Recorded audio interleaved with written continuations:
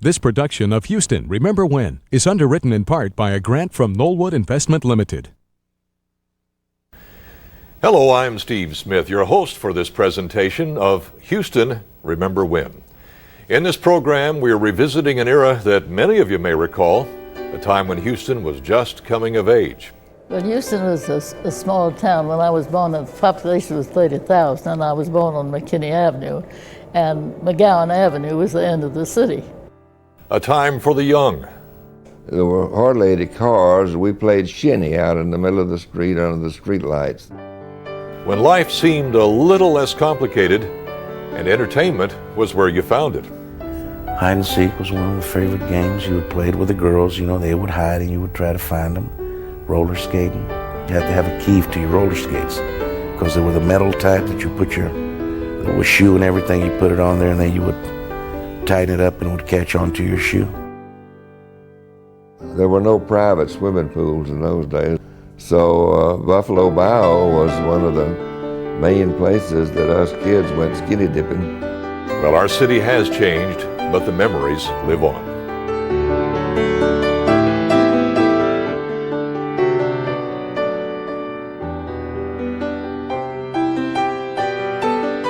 On Saturday, usually my dad would give me 50 cents.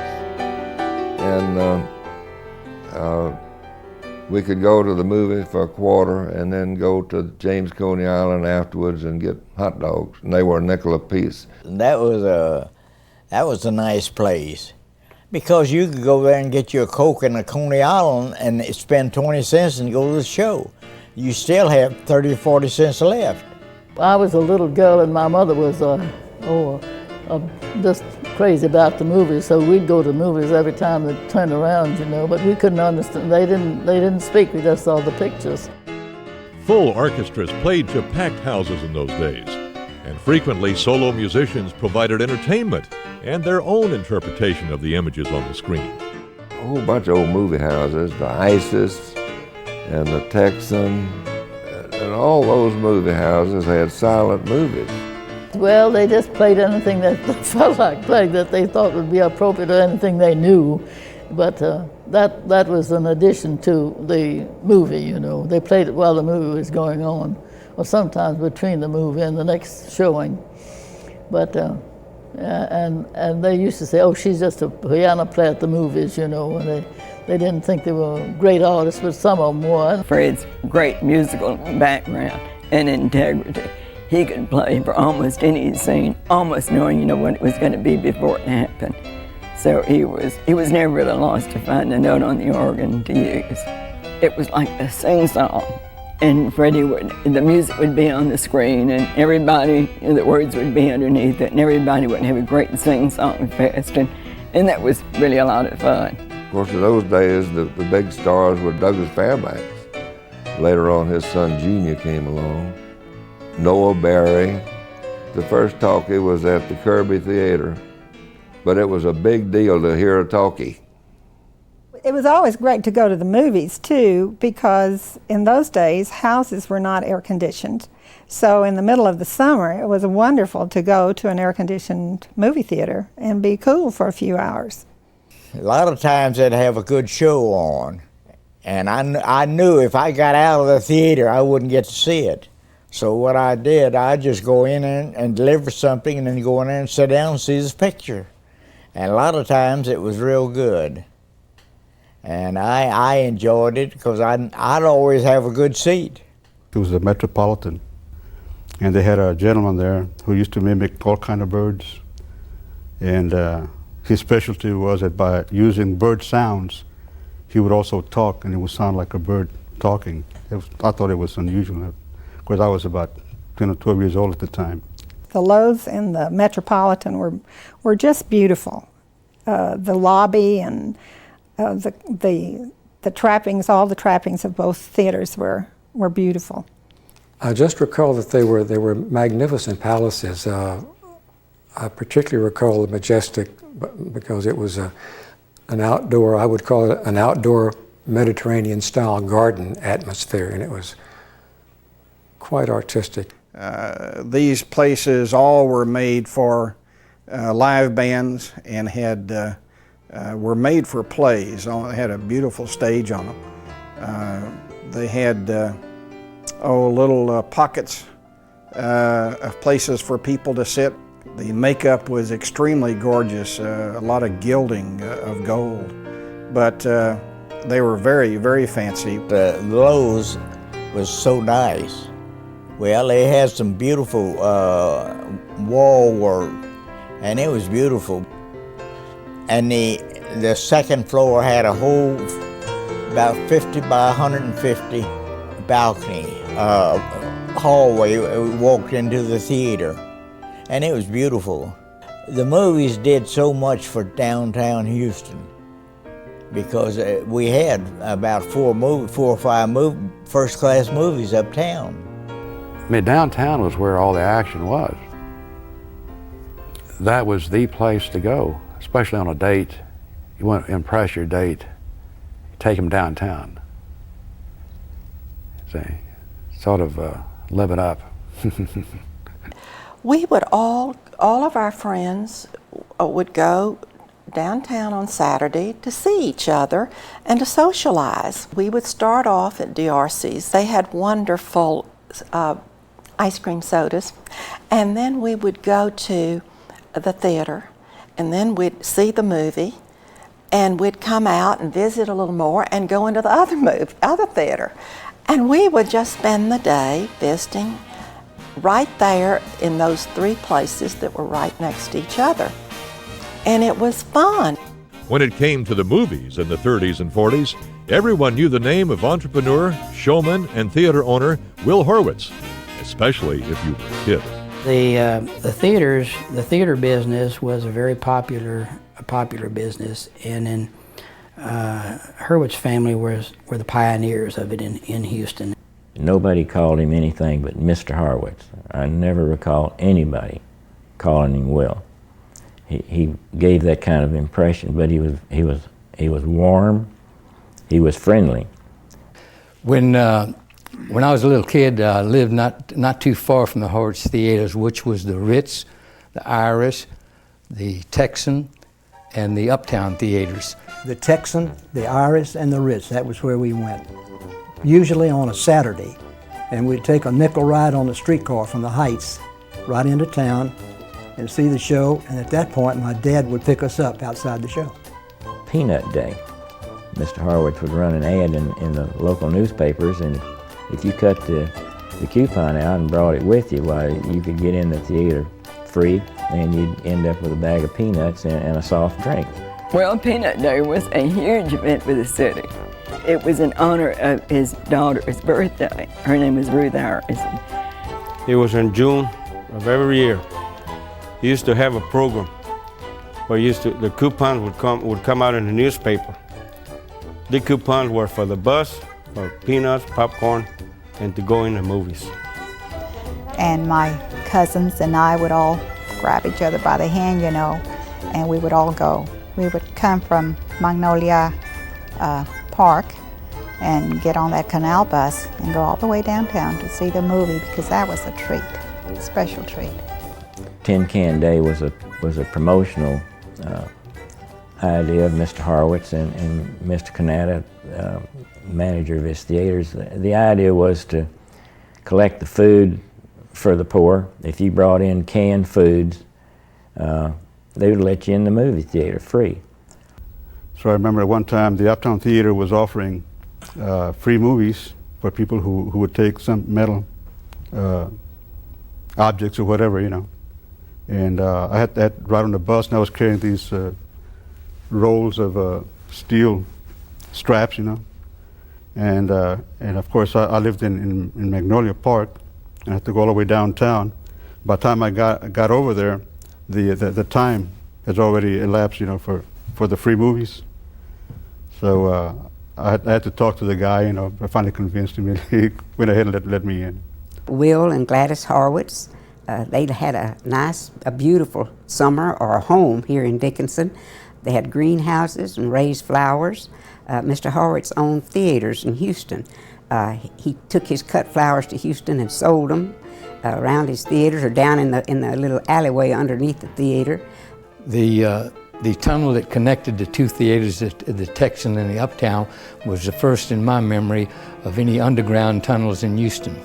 The arcade was underneath the Texan Theater. It was downstairs, and it was a pretty cool place to go because they had all kinds of machines, pinball machines. They had video machines, what you call a penny arcade, where you could see a movie for a nickel or a penny or whatever.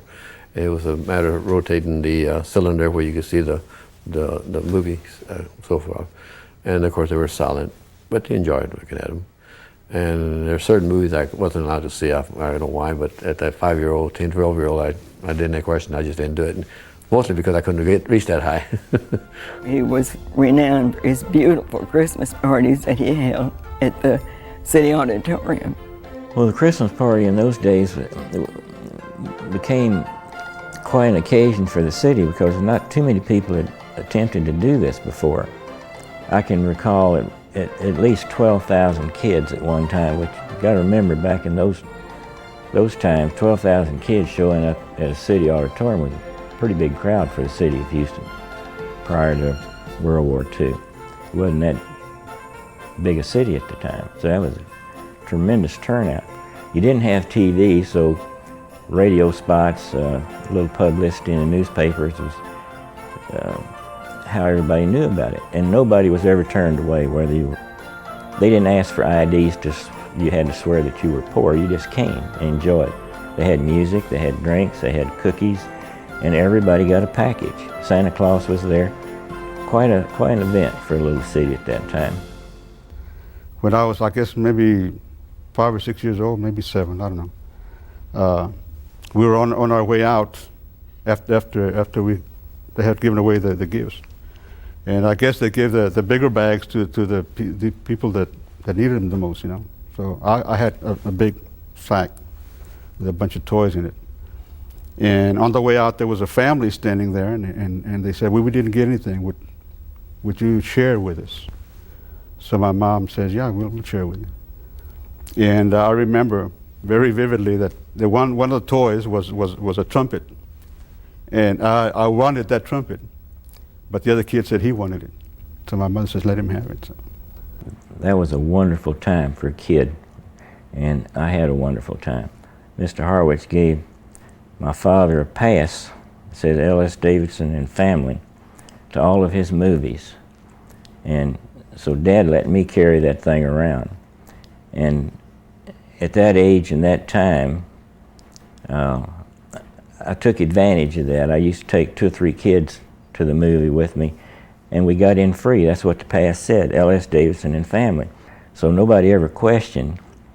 Take my friends, go in, just walk right in with this pass. Except one time, I showed up with 9 kids, and the ticket takers says, I don't think your family's that big. You all look like you're the same age. And he says, I can't let you in, I have to get the manager. His name, I think, was Fred Canada. And he came downstairs, and of course he knew me. And he says, Sonny, you don't have this many brothers and sisters. And I said, no, sir, I don't. I said, but we're here, and we don't have any money. And, you know, he says, well, I'm going to let you in, but don't do this again. You know, it's just too much. So he let us in. But that next day he called my father and told him what happened. And I was threatened, bad news. He said, I'm going to take that thing away from you if you ever do that again. So I really caught the dickens over it. So we didn't do that anymore. I limited that friendship with all my kids that we ran around with to 1 or 2 or 3 sometimes. It was quite an experience. So I was very, very popular during those years. What Mr. Will Harvard did was used to bring in different movie stars. Like Johnny McBrown was here, Bob Steele, he was at the Irish Theater, to show the appreciation of the kids that used to support his theaters. I can see him in my mind's eye now. He had gray hair the first time I saw him. Very stately person. He was in the hospital, and he had a heart attack. And I believe he dictated a letter that was to have been read, or that was read at the Christmas party. He died that day. He died on Christmas Day.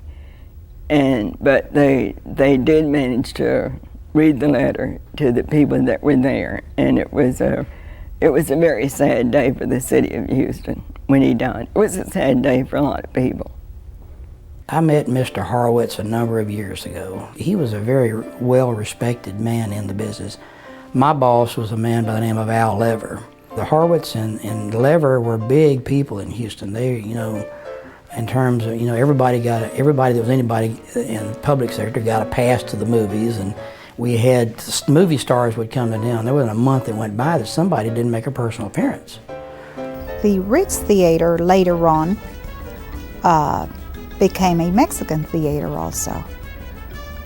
And then we had a choice, either La Azteca or the Ritz Theater. The Azteca, it was a theater, and it was, I think, it was the first Mexican theater. Well, it was a joint effort of the Sarabi brothers, who were four, and the idea sprang, of course, with the help of Dr. Angel Leyva and Mr. Canales. They were successful business people.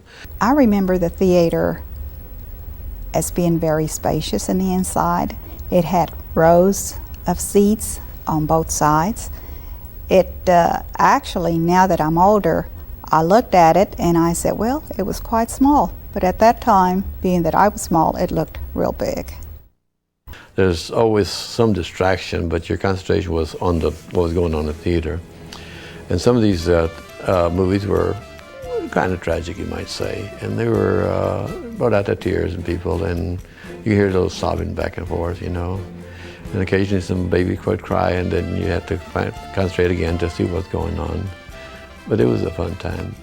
And the language itself, the language was Mexican. It wasn't Mex-Tex, it was Mexican.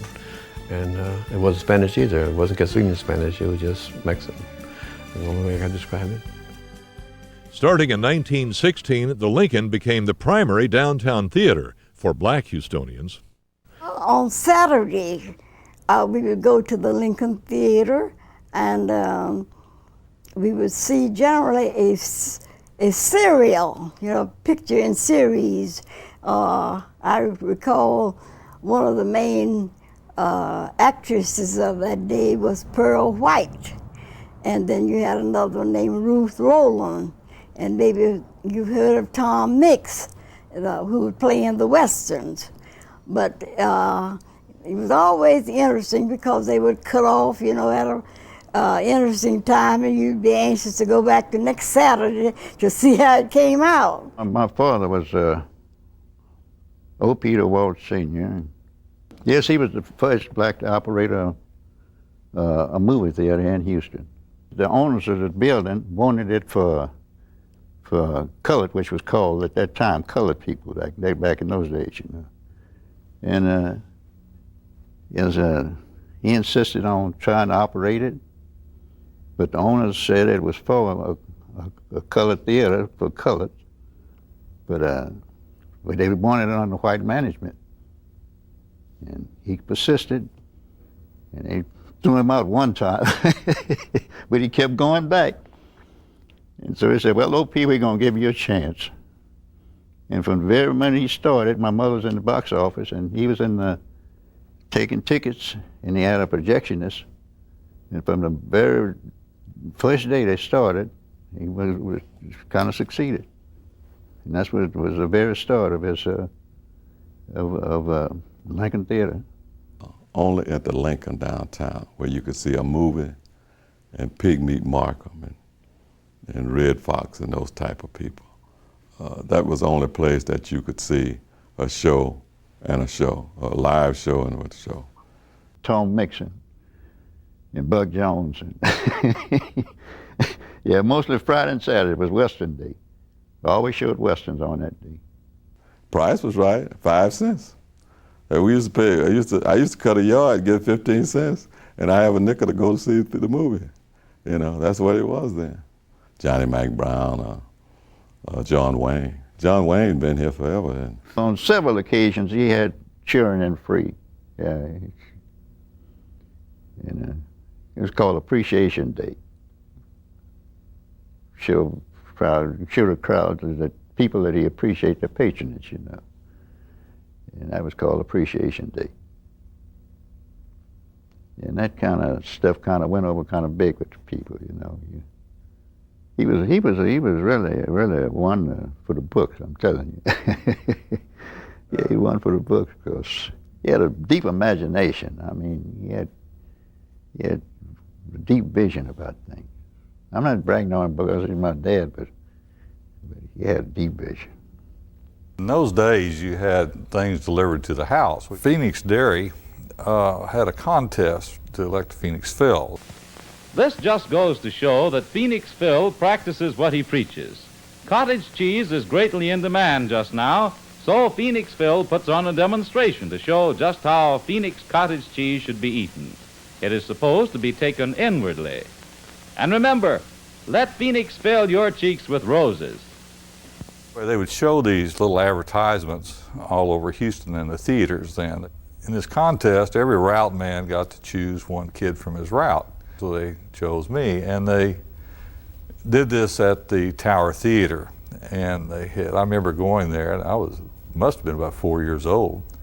And I remember Mother was there, and she had me in overalls, because Phoenix Phil wore little striped overalls. Anyway, they would call the kids up, get them, then they would introduce them. And Mother, being the mother that she was, said, when you get up there and they introduce you, be sure and blow me a kiss. So sure enough, got up there and blew Mother a kiss. Of course, the audience thought I was blowing them a kiss, and so they elected me Phoenix Phil. I think that's the way it went. I think for doing all this, so I got, I think, $5 a year supply of milk, which in those days, people didn't have much money, so it was really pretty good. It's the berries. It really is the berries, says Phoenix Phil as he demonstrates how the best berries can be made even better by flooding them with Phoenix cream. This is just one more way to let Phoenix fill your cheeks with roses.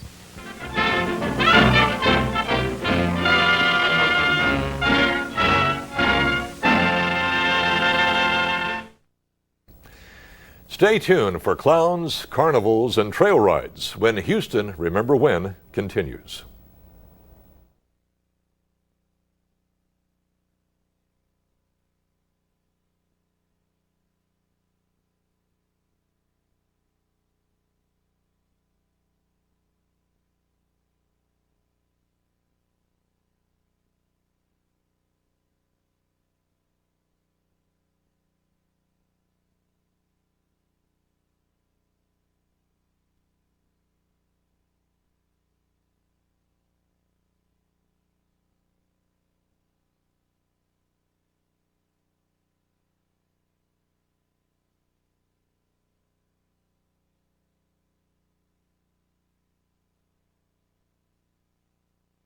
Remember when the circus and rodeo called Sam Houston Coliseum their home? When you were young, it was an experience you lived for. We had two circuses that came to Houston, Ringling Brothers, Barnum and Bailey. But the big circus was the Shrine Circus. And it was an event that was kind of special to most of us in Houston because it was a locally sponsored event. And you know, we'd bring in the lions and the tigers and all the acts. It was, in the Coliseum, it was a 3-ring circus. You know, many circuses are just 1 ring. So there was something going on and people getting shot out of the cannon, and it was always some excitement. But just the Shriners themselves were an act. I mean, you know, the Shrine has a lot of fun. And the guys with the red fezzes and the hawkers and things. It's an audience participation show when those guys are involved in it, and that's what made it kind of the event for me. The circus? Well, of course we went. And we just thought it was unbelievably great, you know. It was a mystery as well as an entertainment. And I never could understand how they could shoot that man out of that cannon. That was a big impression made on me. I think I was more terrified than impressed. Well, we loved the circus. Mainly what I remembered were the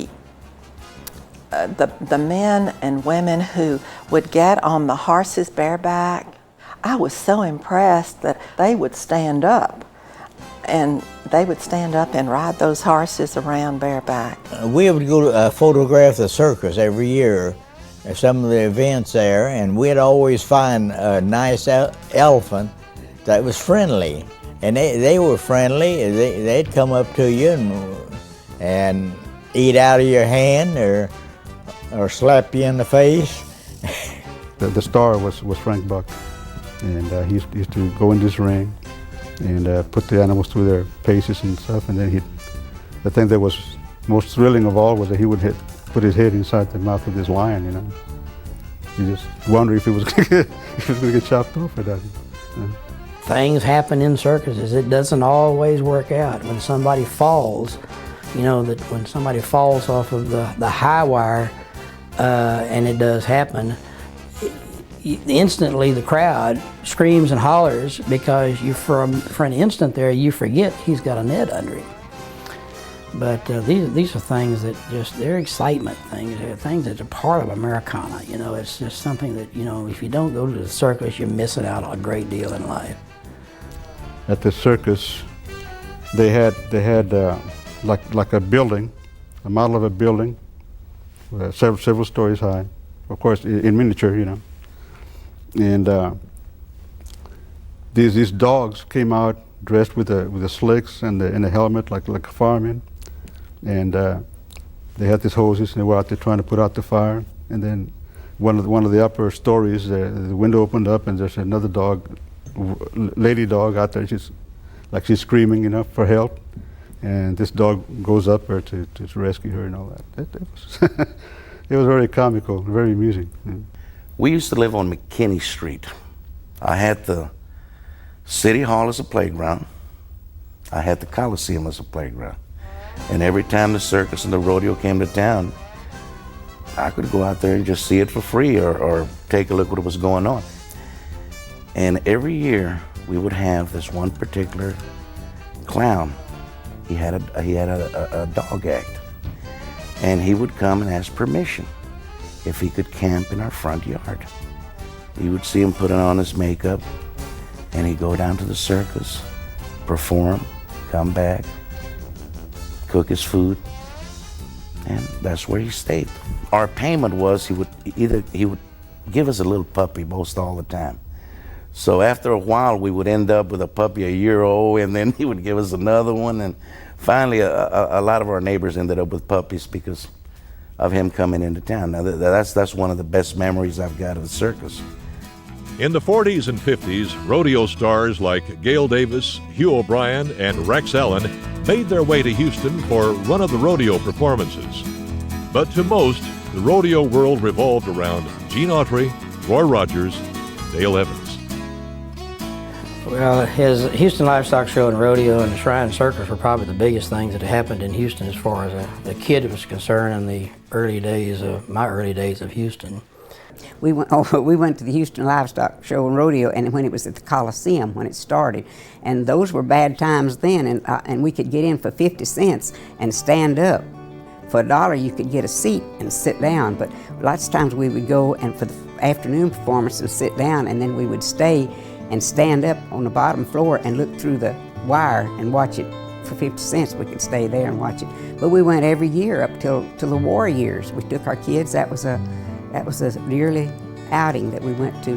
That was a big part of our life. Gene Autry was the star, and I remember that the family that I had gone with had really good seats, and we were quite close up. And he rode around the Coliseum on his horse. Champion, I think it was his name, and it was so exciting because that was certainly the first movie star I ever saw in person. Well, I know when Roy Rogers came to town, my brother went off with them and were gone about a week, covering everything that they wanted at different places. And so we covered him a whole week. Well, they enjoy doing things for people, speaking to people and getting the little kid and hold them in their hand. I suppose my fondest memories are of the rodeo, because as a child I always wanted to be a cowgirl when I grew up. And I loved seeing Dale Evans and Roy Rogers, and they always brought Trigger and Buttermilk, their horses. And I remember Gene Autry. And I just remember that at the end of the rodeo that they would ride their horses around the arena, and that all of the children would walk down to the edge, and we would shake their hands, and it was just, the rodeo was very personal in those days. Stuck my hand out to try and touch him. I don't even know if I did or not, or if he shook hands, but I remember all of us standing up, the kids, standing up, trying to shake hands with him. But he rode all around, and it's pretty exciting because he was a big movie star in his day. And when the announcer said, "And now, ladies and gentlemen, the king of the cowboys, Roy Rogers," and boy, Roy came running out there on his horse, and he got to the center of the stage, and he reared trigger back, took off his hat and waved at the crowd, and all of a sudden, my 4.5-year-old who is sitting on my lap is overcome by all of this excitement. And I am sitting there, and all of a sudden, I am feeling what I hope I am not feeling, but I am feeling moisture all over my lap. Roy Rogers was too much for my 4.5-year-old son, and the excitement. The first year, 1938, we had the Bill Hames Carnival. But all the carnival and everything was laid out in front of the Coliseum. They were shut down like a couple of blocks and put all the Ferris wheels, everything in there. And I remember one particular time I wanted to go real bad. And I guess I must have teed my mom and dad off, because my dad finally said, "Look, just take him for a little while." So we went out there, and we were just going to go outside to the carnival. But I had a nickel. And as we were going by, they had these, I don't know what you would call them, where they would have a big wheel, and they would spin it, and it would hit a number, and you win a prize. Okay? So as I was going by, I remember that, or my mother says that I started crying, that I wanted to put my money on a number. What it was like a long table, and it had numbers, and you would put your money on that number, and then they would spin the wheel, and if it hit that number, you won. Well, I put it on number 7. And they spent the wheel, and I won a big basket of groceries. So here's me and my mother walking back with these groceries back to the house.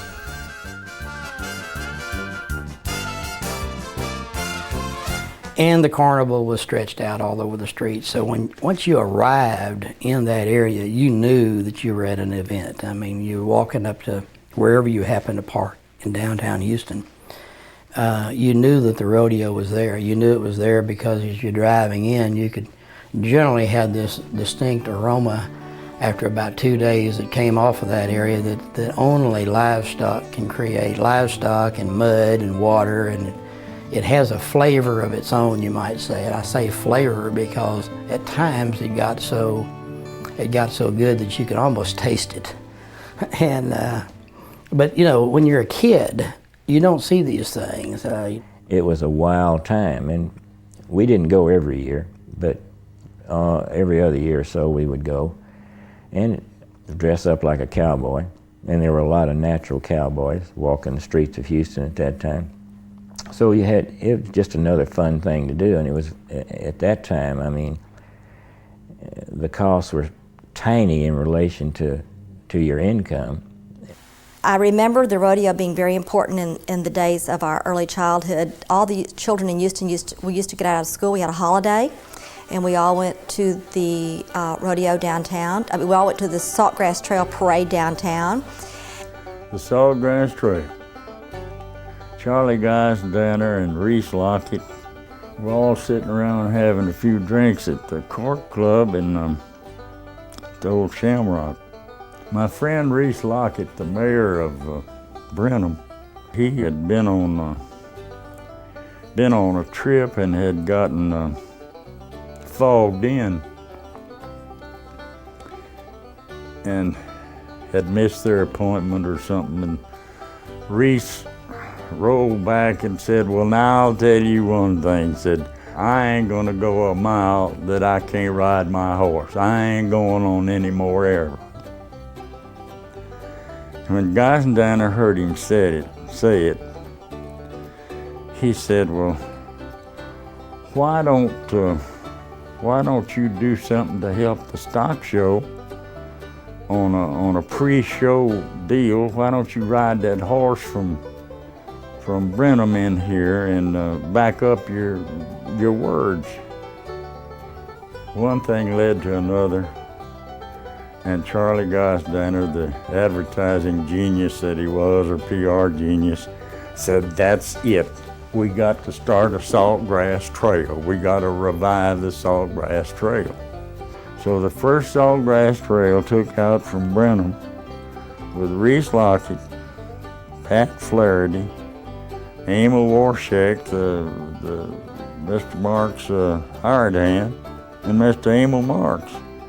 But do you know that thing took off like gangbusters, and in mighty few years we had, the only trouble we had was too many folks on that trail. When it got started, several people wanted to ride. This was the second trail ride, as I recall. And they wanted to borrow some horses from my father. And he lent them the horses on the condition that they would let me ride with them and take care of me. These were adults, and I was still a little young and rambunctious, and so I got to ride the trail and come down. Boy, I tell you, my fanny was sore by the time we got here.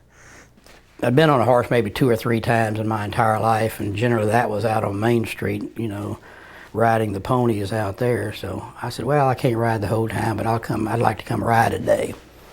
I think I lasted about 3 hours. Then my remembrances were like some of the others that have come in. I think they strapped me to a buckboard because I had more pain and agony. And we got into Memorial Park, and of course we had the party there, and I guess as a teenager with all of that, I mean, this was party time. I mean, it was fun, the music and dancing and, you know, everything happening. And this was something that was just, you know, a kid's dream, you might say, particularly a kid that had not been around or exposed to it. We were riding along in this drizzle and cold, and I was about half awake. And somebody cut in front of this stupid old horse I was riding, where I kind of jerked him up like that, and he just fell over backwards, and me on top of him. And I thought I did get loose from him. And I was laying there in the mud and the rain, thinking that I'd broke my back, feeling real sorry for myself. Somebody said, don't move. In a minute, Neil was riding, I think, the biggest horse I ever saw in my life. Neil was about this wide and about that tall, but he was all spread out on this old big horse. He came and parked that horse where they wouldn't run over me. He looked down at me. He was a great kidder. He looked down at me and he said, Jim, you SOB. Some people will do anything to get off this trail. And here I was hurting like hell. As a younger child, it was the event, going down for the parade. It was probably the biggest parade that, you know, it's always been the biggest parade Houston's ever had. When I was a kid, and you know, if someone had told me one day that I would be riding in the Houston Livestock Show and Rodeo Parade, I'd say you're crazy. There's no way. It's just beyond the dream of a kid. I mean, you probably had a dream. Oh, wouldn't it be great to do this? But you don't have any really feelings that could ever happen to you. Well, now we used to take the kids to the Fat Stock Show Parade, and that was a big thing. We'd take them and park the car and let the kids sit up on top of the car and watch the parade go by, and all the horses and everything, you know. Back in those days, it was rough and tough, and being on a horse in the parade is probably one of the most exciting things I ever did, because I remember rounding the corner on Main Street and going down Main Street, and the big buildings that were there then. It was just, you know, you look up and you see all this, and it's just an experience that it's hard to describe. Houston was small enough that one time when I was in junior high, one of my friends was riding a horse. His father was one of the administrative people for the rodeo, and he just said, hey, come get on our wagon or come jump on my horse. And I just left my friends and jumped on his horse, and I thought, I'll get a ride home somehow. you know, looking at it from the sideline and watching the horses, you're sitting on the curb, and I remember those days when I was sitting on the curb looking up at the big old horses and those big cowboys. Cowboys just seemed so big back in those days, of course. The important part and the gratifying part of the history of the Houston Stock Show is the realization that you never bet against Houston. Houston and its people are the most generous of any in the whole wide world. But it all stems back to the magnificence that is Houston, Texas, USA. There is much more coming up as Houston Remember When continues. Don't go away.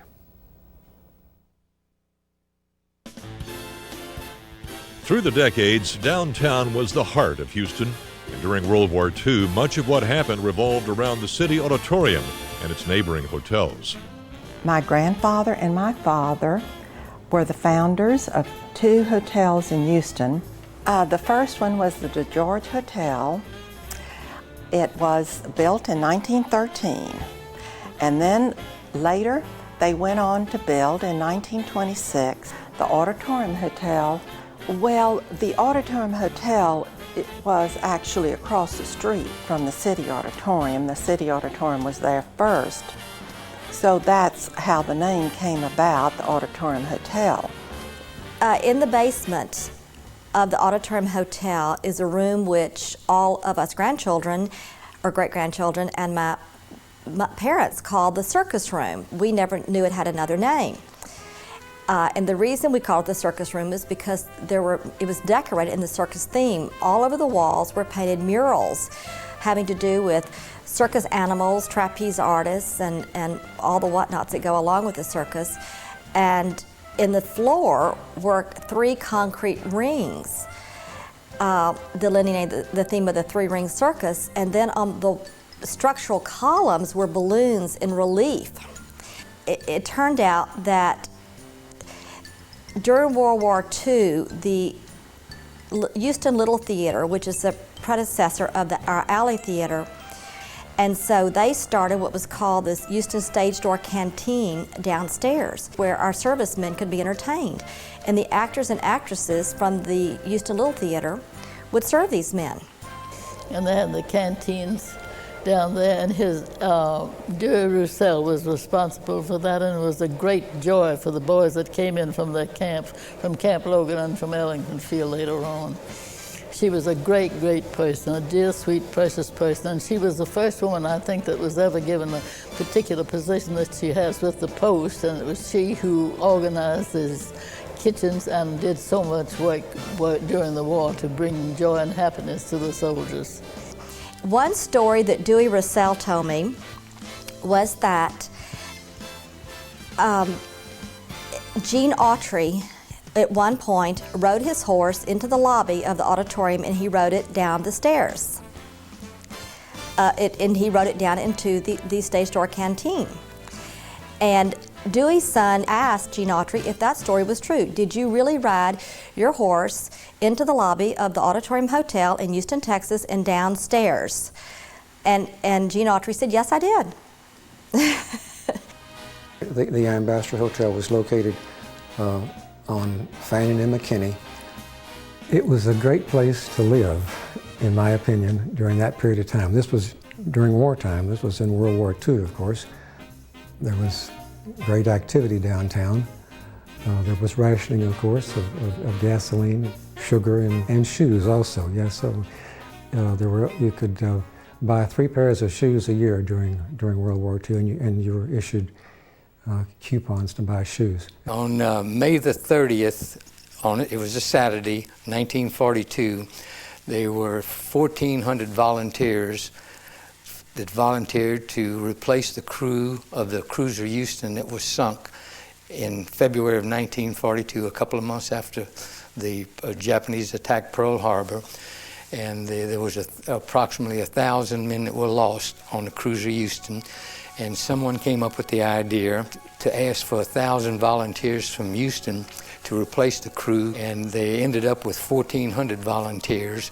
They were marched down in front of the Low State and Metropolitan on a block between Lamar and McKinney, facing the theaters, and were sworn in.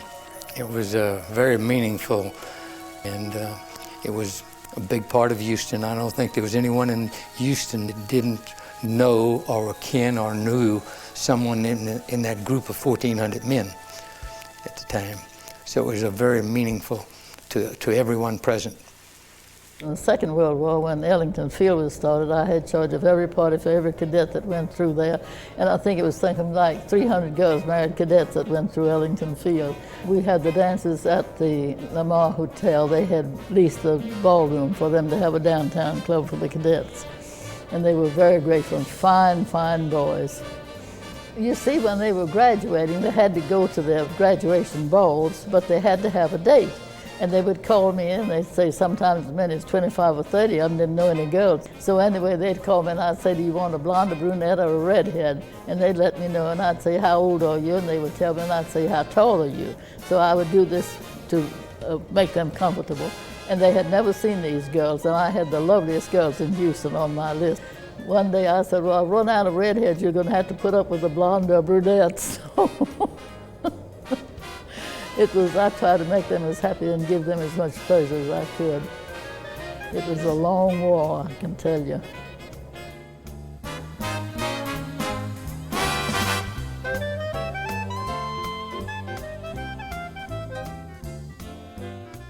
As you face the Auditorium Hotel from Texas Avenue, to the left of the lobby was the Auditorium Coffee Shop, and to the right of the lobby was the ticket office, the box office for all the wrestling matches and boxing matches, which were held at the City Auditorium.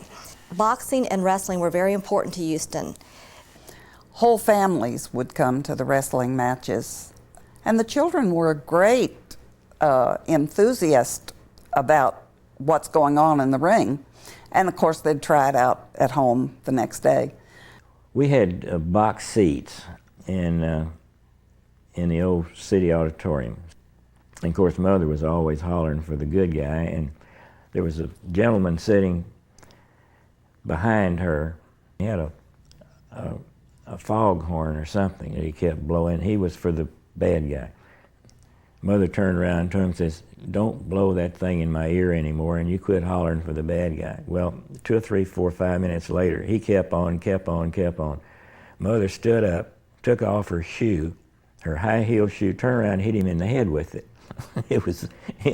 It happened so quick. The whole group in the box was totally stunned. And she says, I told you to keep quiet. I will tell you, the fella never said another word the rest of the evening. It's a wonder she didn't get put in jail. It was unbelievable, funny. Promoting the sale of war bonds spawned many fundraising events, but when oilman Hugh Roy Cullen, symphony conductor Ernst Hoffman, and wrestling promoter Morris Siegel teamed up in 1944, the result was a remarkable evening that added more than $7 million to Houston's war bond effort. At that time, the City Auditorium, located on Texas Avenue, was the home of the Houston Symphony. The symphony performed on Monday and Tuesday nights. And then on Friday nights, there were wrestling matches. And so someone had the idea to combine the symphony concerts and the wrestling matches. The symphony orchestra would ad-lib extemporaneously the action that was going on in the wrestling ring. At one point during the concert, one of the wrestlers apparently did not like what was being played, so he left the ring and ran up to the stage and took the baton from the conductor and conducted a portion of the symphony concert, and that was part of the performance. It was widely covered, I guess, at the time. The first time I went there, a friend of mine took me there and said, let's go to a wrestling match. And it was in 1943, it was during the war. And at that time, they charged 35 cents. First time I seen them guys get on the ring, he punched him in the mouth and the stomach and everything. I told my friend, I said, that man is going to kill him. But it was kind of a serious business, really, when you get down to it. And they were grunting and groaning and throwing each other on their backs real hard. And it was an exciting thing. It was sort of like Roman days, I imagined. And we loved it. Could hardly wait for Friday nights to get there. Oh, I used to go with my dad to the wrestling matches. And he was crazy about it. Every Friday night he was wrestling. He liked wrestling. The gentleman with the long tights is a man named Dick Schickat, who had defeated, Jim Lundis defeated for the world's heavyweight title. There is this young fellow named Barsha playing a head scissor, and here you see now with that fast and speedy getaway. This shoulder butt, and here is Schickat being pursued and mauled around by the shoulder butt, which was at that time one of the holes I favored. Here is a ride-em cow. Dick Schickat and Strangler Lewis and that bunch. Actually, I met Jim at the wrestling matches. He was one of the top wrestlers in Texas at that time. In fact, shortly after I met him, he became the Texas champ. Jim's favorite hold, I guess, was the Killarney Flip. He named it the Killarney Flip, being from Ireland. And he was more a scientific wrestler, catch as catch can, and he was more of a counter wrestler. And he just was a good all-around wrestler. These were athletes. So these guys worked out and they did things and they tried. And you know, even if it's picked that this is your night to win, they didn't like it and they didn't give up easy. Training was the whole secret to the whole thing. The best man that trained for that week, the strongest and the cleverest, he was going to be the one that would have his hand raised at the end of the match. But when Gorgeous George came in, television was beginning to show the matches, and the promoters seemed to want to work a show.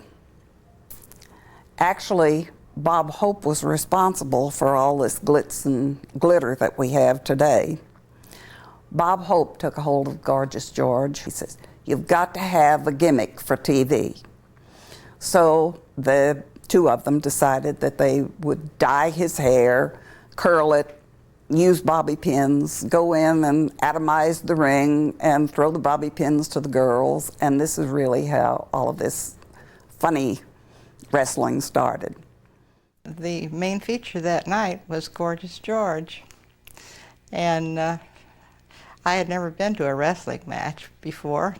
Well, Gorgeous George won the match. And then he'd jump up and he'd flip his hair up into the air. He had blonde, long hair, really curly, and he had bobby pins stuck in it. And I got one of the gold bobby pins.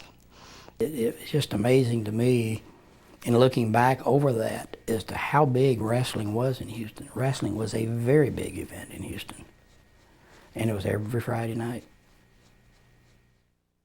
I can remember everything that went on at the Coliseum was exciting to me because it was like a close-up, and I enjoyed the Coliseum very much.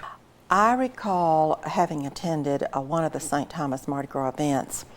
It was quite an event, and it was nothing like we'd ever had in Houston. We were to do this at the Coliseum.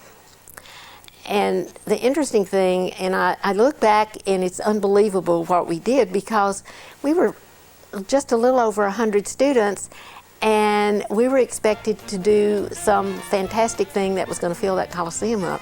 I wore a chartreuse dress and chartreuse headpiece, and it had plumes on each end of it on an eyeglass frame, and then it had these elaborate jewels on it.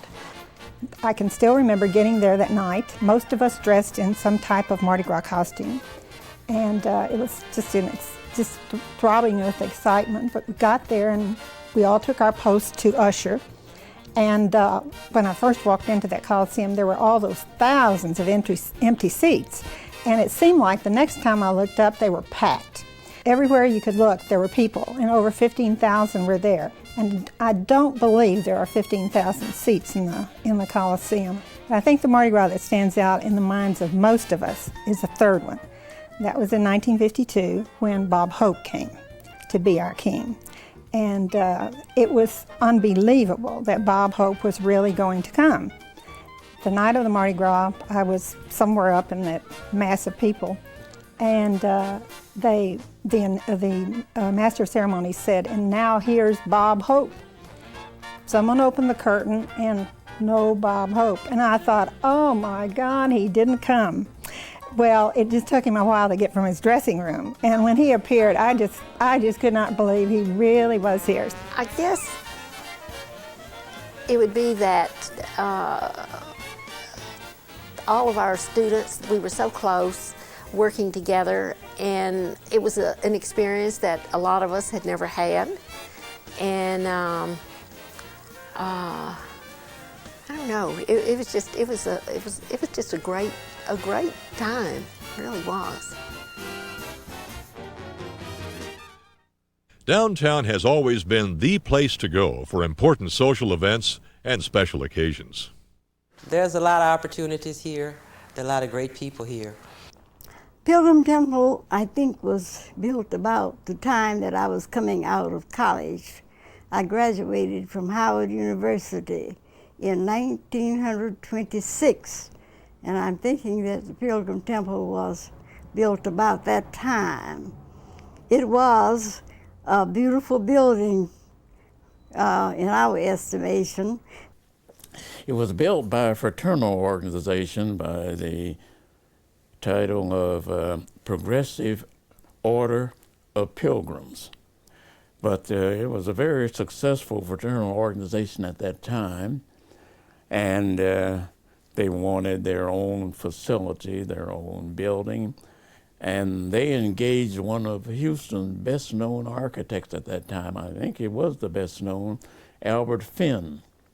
I came here from Chicago, where there were a number of buildings on the south side that were owned and operated by people of my own race.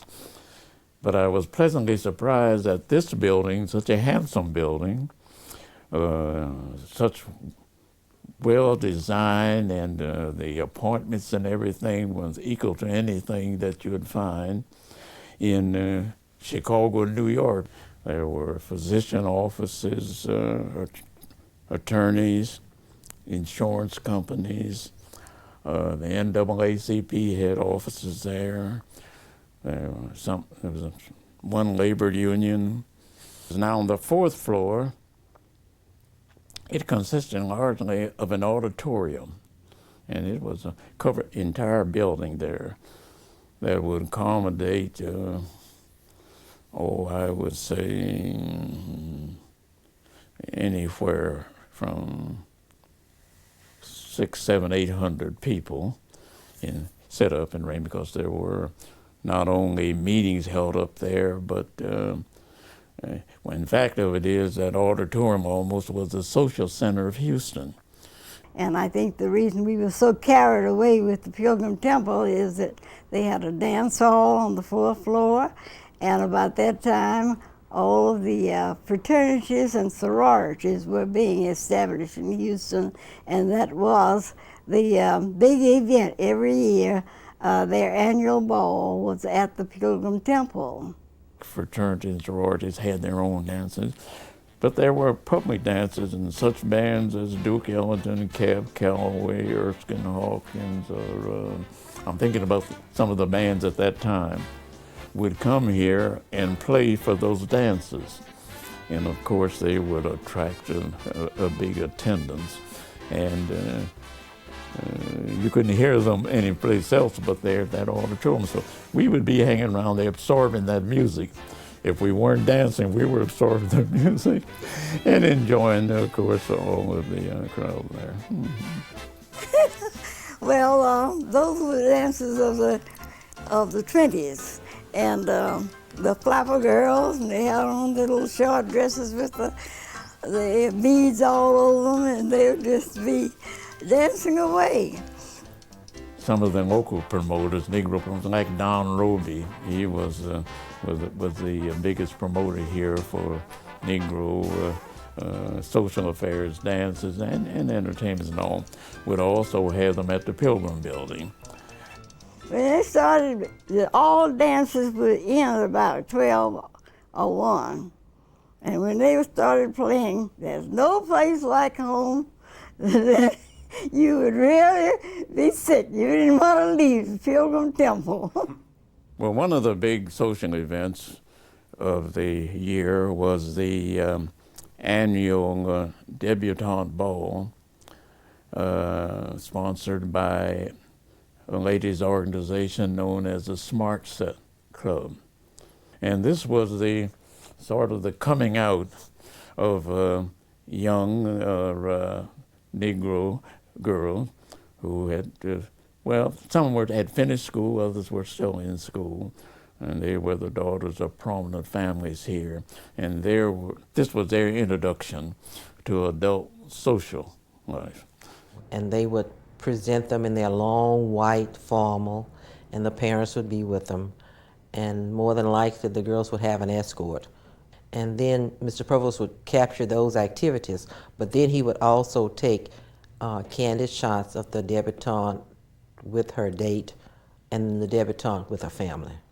It was always a family picture taken at an event. At that particular time, you would have a little booklet with all of the dances lined up. And the young men would come and get their name on your list, you see. Every dance had what piece of music was going to be played. If it was a waltz and somebody wanted, a young man wanted to dance with you, you put his name down. So as soon as you got through dancing with one young lady and the music started again, he'd leave that young lady and run and find the one that he had signed up with. And I thought that was kind of unique. It served so many different kinds of functions, social affairs, meetings of large organizations, dinners, debutante balls, proms. We could just go on. And to me, that's fascinating that a building that was constructed primarily for a fraternal organization and for offices, and yet it was the center of the social and community life of Houston. It was a handsome structure, well designed, first class in every respect, and I guess that's the reason why it had such an attraction. Doug Prince and Glenn McCarthy making their marks on our fair city as Houston Remember When continues. We'll be right back.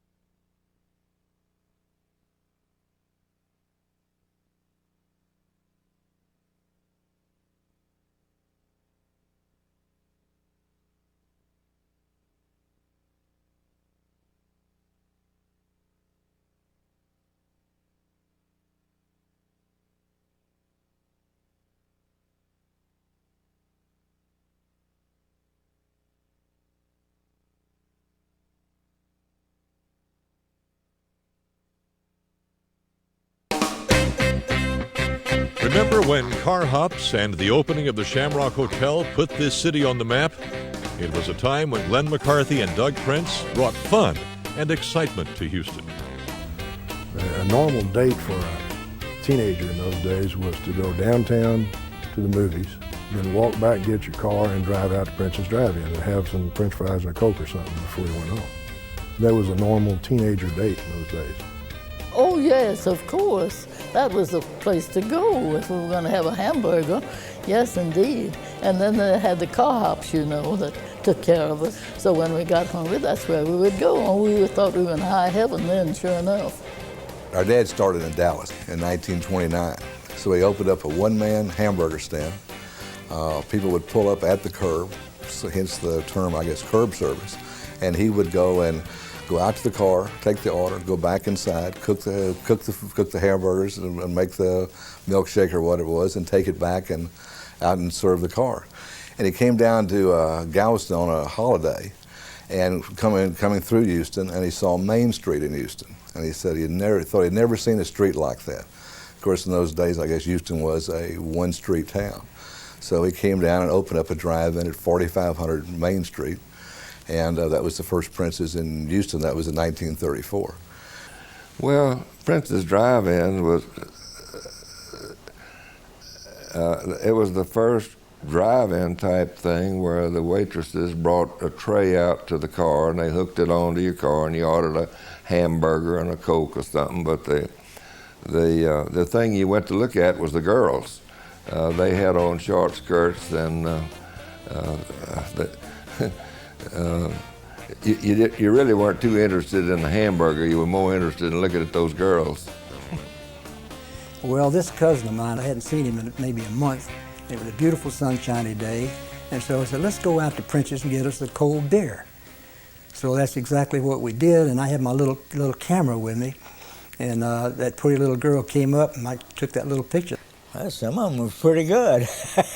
Some of them got my eye once or twice. But that's part of the business. Because, you know, they put on a show, you put on a show too. And they knew if they treated you right, you'd tip them good. Well, when he was interviewing the ladies for car hop positions, they would have to raise their dress above their knees to show that they had good legs. And but today, you know, you wouldn't dare do anything like that. Car hops in the 40s were a really glamorous deal, and we had a car hop that worked for us that got covered in a deal called Look magazine and also in Life magazine, and as did one of our competitors. They had a bunch of pretty hostesses that some of them, I remember one, but I don't remember which one it was, but they even had roller skates on. They were on roller skates, but I'm not sure about that. Do you ever remember roller skates? I don't remember No, I don't think we ever We had never them. had roller skates. But people remember the Prince's car hops on roller skates, but in reality, we never had any roller skates. You would drive up and they would take your order and bring you your food, hamburgers, French fries, and sodas and malts and other soft drinks. And I can remember the drive-in on Main Street even had a cigarette girl that had a tray with a strap around her neck, and she would go around from car to car selling cigarettes. So he was a real showman. When I was about 5 years old, and like I said, my dad would do anything for publicity. So they had this monkey called Chico the Chimp that was, you know, a trained chimp, and he had a handler, and he went around and did different act things. But they put me in a little kiddie car and had a rope on it, and they pulled it up to the curb right in front of the drive-in.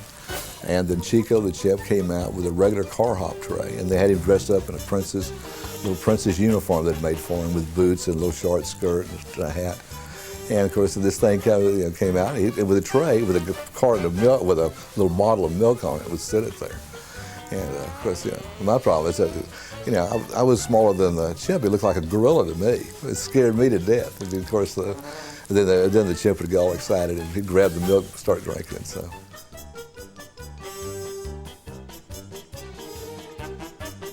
Prince's and Stewart's, the drive-ins. There's a real lot of hot rods on Saturday night. One way to show off your car, you know, go out there Saturday night. I had a sports car when that became a very popular thing.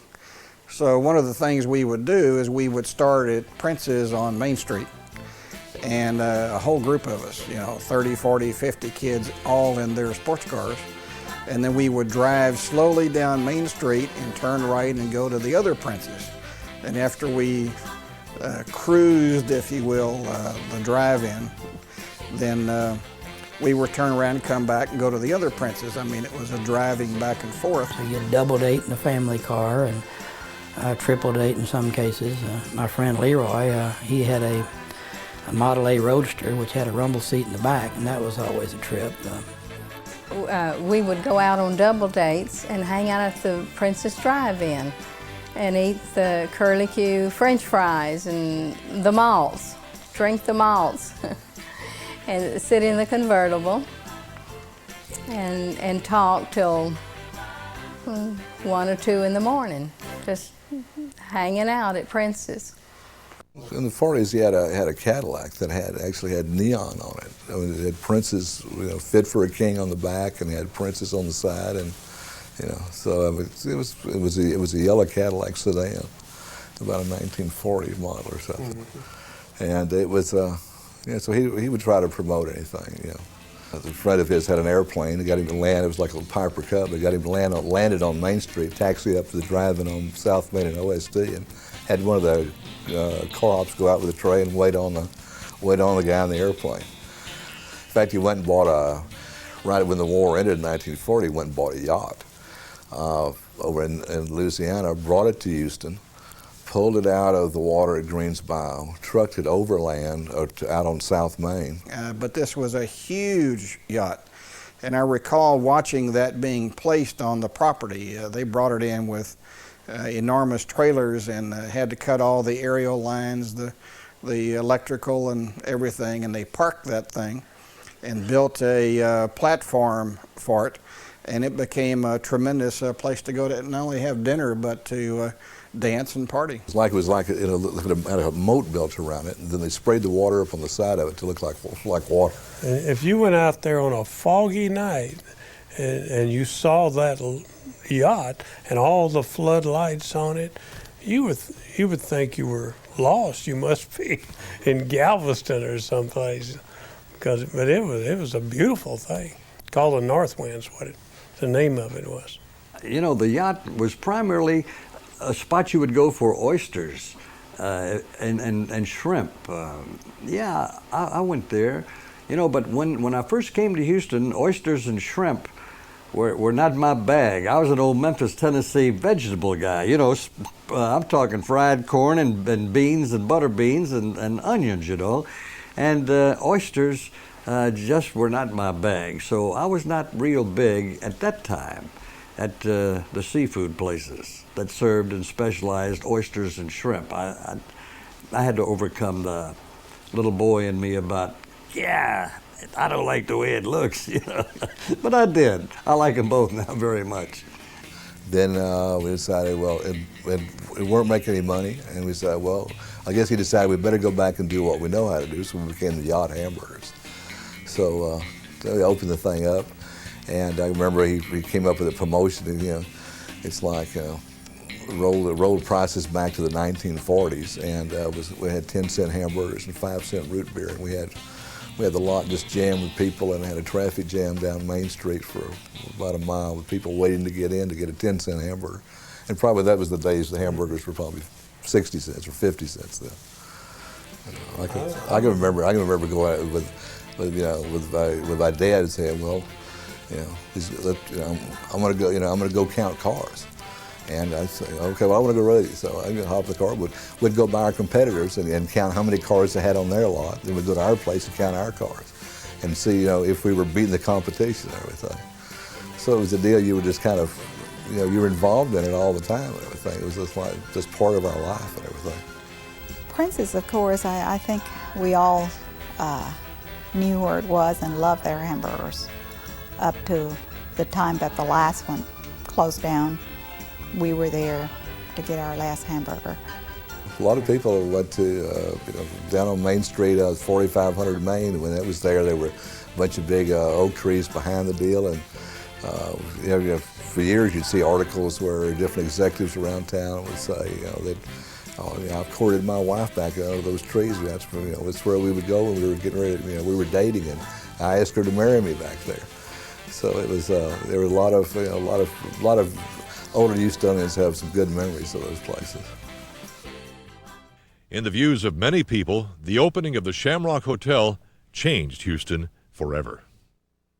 I recall driving out South Main, what is now Main and Holcomb, and one of my cousins pointing out to me that this is the place where Glenn McCarthy is going to build a hotel. It's at that time it was really out in the country. One wondered when all the other hotels were downtown why anyone would want to build a hotel several miles from downtown Houston. I asked him that question one time, why'd you come so far away from everything else? He says, well, I own that property. And he owns some property across the street on Main Street too, you know. And that's why he built a hotel on it, because he owned it. There were times that my dad took me up to the top of the Shamrock when it was under construction. I didn't like that because I don't like heights, but he didn't like them either, and so we kind of hung on to each other. But and we didn't go up there that much because I know he didn't like being up there that high. But it was, again, unusual to stand on the top of that structure and look around at a 360-degree panoramic view. And you could see downtown. Other than that, it was just out in the country and saltgrass prairie. There wasn't enough traffic on Holcomb and Main when the Shamrock was built. It was a little small dirt road. And the city, the way I understood it, the city didn't want to they said there's not enough traffic there. So I think Mr. McCarthy bought the traffic lights and stuck them out there. Then they had a contest to name the Shamrock originally, and nationwide. And there were a number of them that came up with Shamrock. I think there were 10 or 11 that posted the name Shamrock. That's the way it occurred, is because of the winners of the contest named it Shamrock. Mr. McCarthy was a very unusual individual, and by reputation, you know, he was a very vibrant, gregarious man. And I guess if you were to, wildcatter was probably a word that was invented for Glenn McCarthy. If you were to think about a wildcatter oil man, he was it. Rough and tumble, you know, ready for a fight, ready to get into something. Entrepreneur is a good word to use, but he just, you know, he'd get out there and put his money where his mouth was and get right in there and do it. He was a man of powerfully positive thinking. He was almost possessed, single-minded. If he said he was going to do something, come hell or high water, he's going to do it. A day before the opening, that pool was maybe half finished, and Glenn wanted it finished. And they must have hired 500 people and finished it through the night the next day. And the pool was open. I was at the opening of the Shamrock Hotel in 1948. It was very exciting with the movie stars. I remembered Sonia Henney and Dorothy Lamour, and they were so glamorous, and everyone there was glamorous. They were all dressed in beautiful dresses, beautiful ball gowns and jewelry. It was very cafe society. It was, but there were all the wealthy people in Houston were there. They had a tremendous crowd, and there were several all men, 20 or 30 of them, that were waiting in line to the maitre d' trying to get a table, and the place was packed. So the maitre d' saw me, and I was way behind the all men, and so he kind of called me over with his hand, and he told me to come around the side. So when I get over there, he said, "I'll take care of you." So he told two waiters to go get a table from the kitchen, and they did, and they brought a table out and put it in the aisle for my future wife and I, and we were able to have a wonderful view of the show that evening. But I do remember the all men all saying, "Who in the hell is that? Who in the hell is that?" At the time, I was only 23 years old, so I think I stirred them up a little bit. It was crowded, and a lot of people were very, very thrilled. And Glenn McCarthy was a gentleman, and he would go among all the people and greet them. And tell them how happy he was that they could be there at the Shamrock. Opening night of the Shamrock was chaotic. They had, the management of the Shamrock has sent out, I think it was 3,000 invitations. They didn't believe that there would be that many people in Houston show up with tuxedos on because Houston was still a pretty small town then. And what happened was that about 15,000 guys showed up with tuxedos on, and they didn't know who to keep out and who to let in, and it was utter chaos. Glenn McCarthy brought all of his friends from, he brought them here himself, these movie actors and actresses, and they gave me a suite to stay in while I was there because I was going to sing, but I never was able to get up to the stage to sing, so I never did sing at the opening. Dorothy Lamour was singing the night that the Shamrock opened, and then with this sound broke, and then the lighting system broke. And I remember Dorothy Lamour coming to sit at our table just crying. She was just weeping because it had unnerved her so terribly. She couldn't perform. She couldn't get her voice up over the noise that was coming from the audience. It was unfortunate. They survived it, and I guess it was a wonderful occasion for Glenn McCarthy to open the Shamrock like it did. Tremendous crowd, just a tremendous crowd, and the noise was unbelievable. But I never did get to the stage to sing, so they didn't miss anything. When Glenn McCarthy built that hotel, he didn't spare the dollars. Shamrocks all over the place. Shamrocks right down the middle aisle on the carpet, all over the place. Beautiful hotel. And when you walked in the lobby and you looked at that life-size portrait of Glenn McCarthy with his arms folded, it was as if to say, you better have a good time while you're here because I'm here to see that you do. And the Shamrock was one of the hubbubs of social activity in Houston for years. I remember the Emerald Room, the ballroom, and having many, many dinners there. I remember the Court Club and seeing entertainers there. You realize that at the Shamrock Hotel, Frankie Lane, who was one of the top singers in the world, hey, Frank Sinatra played there back in the early days. And Patti Page was another big favorite. But the Shamrock was the place to go if you wanted to really impress somebody. It was because they had first-rate entertainment, and the food was excellent. Of course, they had a great pool also. They had an Olympic pool there. Well, I remember one time they were rehearsing for a water show. They had a motorboat. I mean, that's how large the pool was, where they could actually have some water skiers behind a speedboat, and they were rehearsing while we were there. It gives you some idea how large the pool was. I remember the water ballet dancers who would put on their performances, say one day a week during the summer. And they do some very fancy work, things that you'd see on the movie screens in Hollywood. And I used to dive, did quite a bit of diving and dove off that extremely high board. Used to do a thing called gainers off of it, and on one occasion I hit flat and knocked the wind out of me, and it was a hard thing to go back up and come off that board again. It was a very scary thing.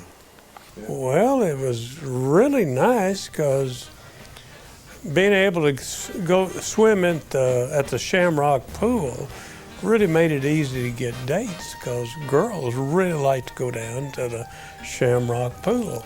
Yeah, that pool was ringed with like cabanas, which were little tent things, and you could so you kind of release those. So our dad had one, so we could go out there and use the cabana. Yeah, it was quite a lifestyle. Yeah. It was almost normal to go around the pool and see Dorothy Lamour or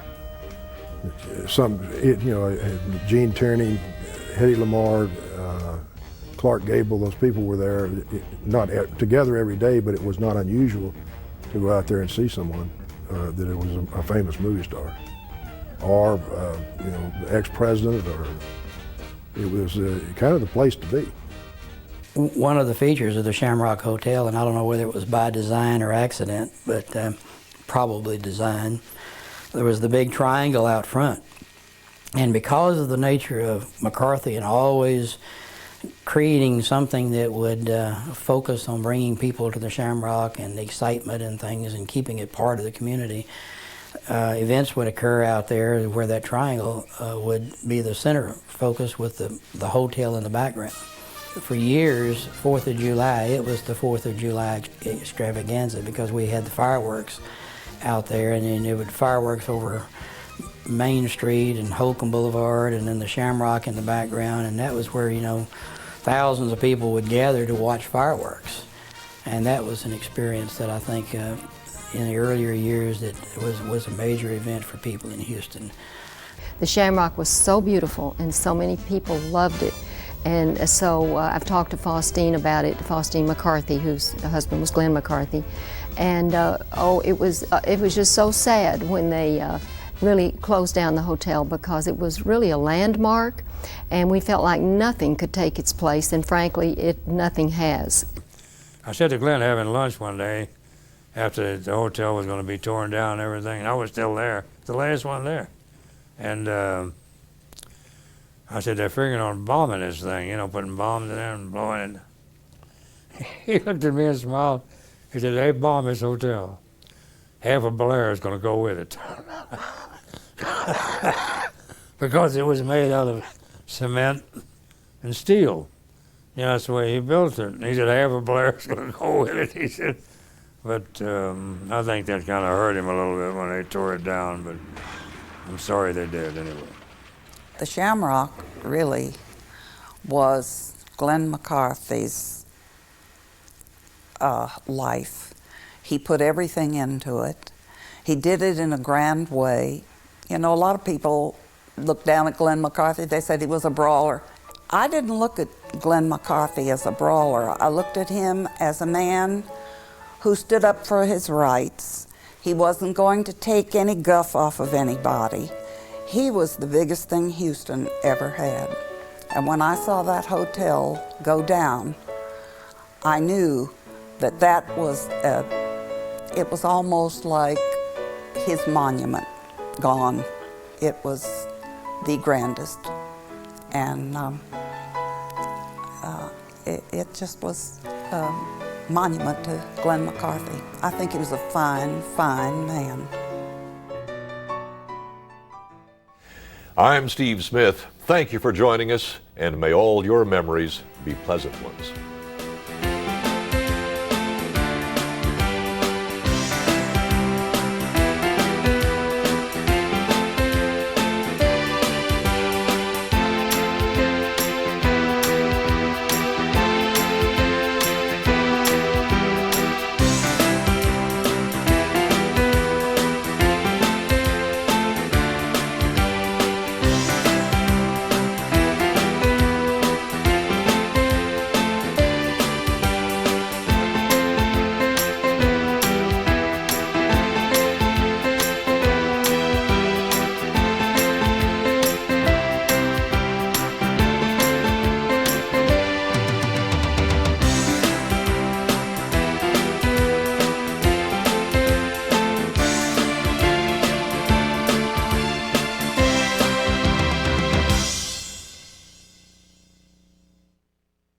This production of Houston, Remember When, is underwritten in part by a grant from Knollwood Investment Limited.